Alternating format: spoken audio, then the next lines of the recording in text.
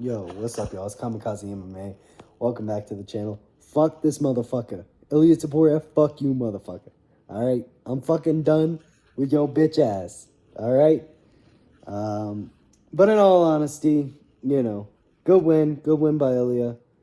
Great win by Ilia. He's probably one of the best of all time, if not currently the best of all time. I mean, I'm just going to keep it real. Let's get right into this card, though. Oh, whoops. Oh, fuck, dude. I don't even want to talk about this shit, but I'm going to talk about this shit, all right? So now let's actually get in, because now I have the card picked up. Jonata Deniz versus Alvin Hines. Alvin Hines looks like he was going to go to sleep, and then it looked like he could have almost won. He didn't, though. Nico Price versus Jacob Smith. I'm surprised Nico Price survived the first round, gets a submission in the second, if I'm not wrong. Okay performance by Jacob Smith. A little underwhelming, to be honest, against Nico Price, but it is what it is. He got the finish, so. Terrence McKinney, I missed this fight, unfortunately, but he gets a Darce in the first round pretty easily, if I'm not mistaken. I only heard about it. I didn't get to even rewatch it. Skip the Tracy Cortez fight, because who gives a fuck? But she won. So I predicted. Did I get all my picks right? Hold on. No, I got this next fight wrong. Hyder Mill gets fucking starched out in like 26 seconds. Gets perfect knee. Loses the fight. Good job, Jose Delgado. Hyder Mill protests, but it was a good stoppage. Gregory Rodriguez is a fucking pussy. Those two follow-up shots were the follow-up shot was completely unnecessary. Herb Dean sprinted over, but he's slow as a fucking tortoise sprinting over there. And Jack Hermansson's probably going to retire now. Whoopee. It was probably the KO of the year. It was a brutal KO. Not of the year, but it was a brutal KO. Moving up, Peyton Talbot versus Felipe Lima. Peyton Talbot won, which I predicted. I think I predicted third round TKO, but he just won. He was a little better in the striking, a little better in the grappling, so he won. Which I thought he was just going to show pretty good improvements from last fight, and he did that, so good job, Peyton. Beneil Dariush won based on power, based on takedowns, which I was kind of surprised at, that he got Hanato down so easily. I thought he was just going to be a striking match, but he was able to take Hanato down, which I shouldn't have been that surprised with. But I did not think he was going to win after he got dropped in the first round. He got dropped pretty bad in the first round. But he comes back and he gets the win. So, good job, Beneil. Moving up, Brandon Royval versus Joshua Van. Bro. Joshua Van is now in my top 3 of favorite fighters. This dude is a fucking killer. Brandon Royval fights like a woman, but dude, he's a fucking warrior. He fights like a WMMA fighter. He has the style of a WMMA fighter, but he's a fucking warrior. The chin on this man is crazy. I'm not even joking. The chin on this man is crazy. I thought Joshua Van was going to finish him in the third, though. That was a close to being finished in the last 5 seconds of that round. Joshua Van's a fucking murderer. I don't think he beats Pantoja, but he has a chance. Moving up, Alexandra Pantoja. Let's talk about the Joshua Fan fight more, because that was fight of the year. That was the fight of the year. I don't care what else we watch. That was the fight of the year. Brandon Royval jabs at range, out of range. He can't do anything but jab. He has one program, and it's just jab at range.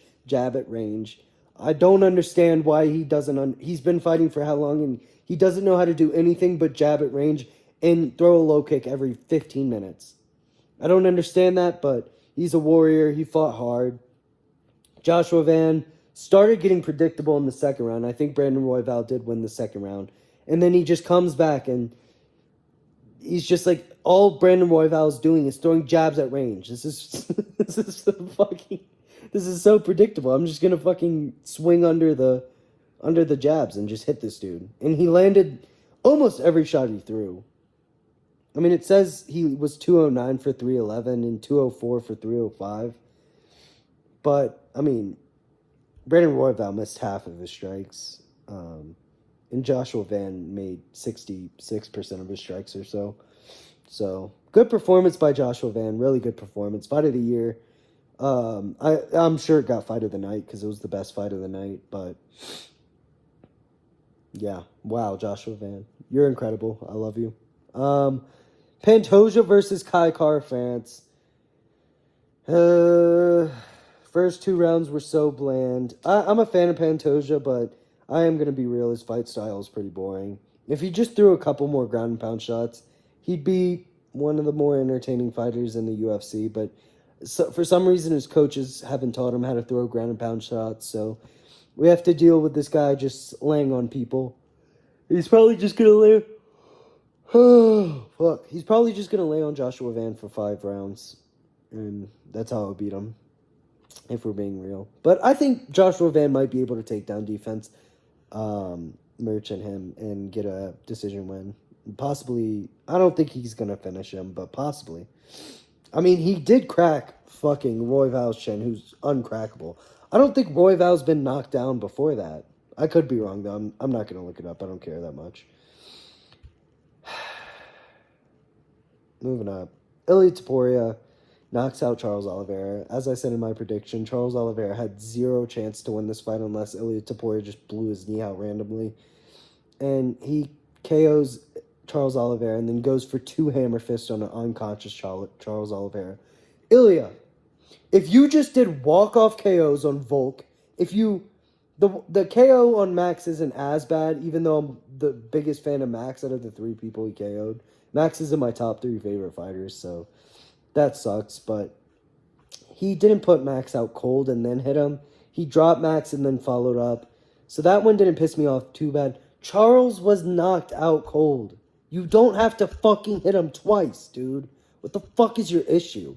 Like, I wish I could fucking like this guy, but he's so unlikable because he just fucking hits everyone he knocks out like as much as he fucking can.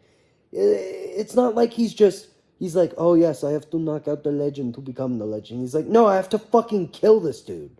Like, you're not getting paid to kill them. You're just getting paid to fight. Just knock him out and walk away. He's gonna knock out Paddy Pimblett, and then I can like him. So, at least that's the silver lining, I guess, of this card is... Well, Joshua Van winning is the silver lining of this card. I mean, Joshua Van winning. If he beats Pantoja, dude, we're looking at a future GOAT. But Ilia Topuria, the silver lining is that he's going to knock out Paddy Pimblett, and we're finally going to see Paddy Pimblett go to sleep. That's exciting for anyone who isn't a loser. So, yeah. I mean, that's it. Maybe Islam comes back down after JDM whoops his ass, and we get to see Islam get whooped again. That would be nice, too. Islam's a pussy. Fuck Islam for pulling out of this. He didn't pull out, but fuck Islam for moving up. The UFC needed to make Islam versus Ilia. They fumbled the bag hard. It should have been Ilia or Arman, not Charles in this fucking fight. Fuck the UFC. Charles should never have been in this fight. That's really all I'm going to say. Instant reaction.